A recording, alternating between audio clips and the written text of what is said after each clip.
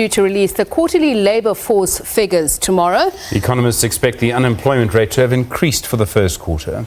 They've cited the massive job losses in the manufacturing and mining sectors as a major contributor to rising unemployment. The unemployment rate decreased in the fourth quarter as a result of seasonal employment during the festive season. This trend is unlikely to continue. Economist Yana van Deventer says this is as a result of a contraction in the mining and manufacturing sectors in the first quarter. She says mining and manufacturing are the largest employers of low-skilled workers. Van Deventer explains how a contraction in these crucial sectors is likely to have a negative impact on economic growth. First quarter GDP numbers likely to speak to a economic environment that's still very weak. We've yet to see any real economic momentum picking up, which suggests that the talk that we've seen from the Ramaphosa administration so far has failed to generate any meaningful investment into the economy.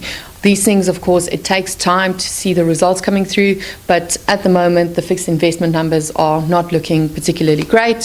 So now we have to wait and see whether more aggressive steps are taken to implement that much needed policy reform. Van Deventer says the local economy is not growing enough to create employment. She says government will need to take bold action to convince local and international investors that South Africa is indeed open for business. BLSA COO Busisiwe Mavuso agrees. She says investors are playing a wait-and-see game. But she also says nationalizing the South African Reserve Bank will not bode well with investors.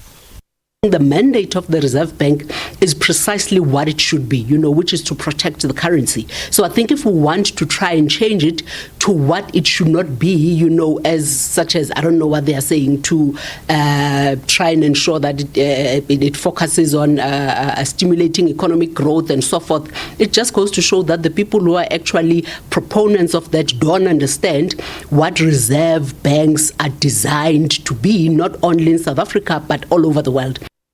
Mavuso says the mining and manufacturing sectors were hit by load shedding earlier this year. Statistics South Africa will release unemployment figures tomorrow. Balenhle Mthethwa, SABC News, Johannesburg.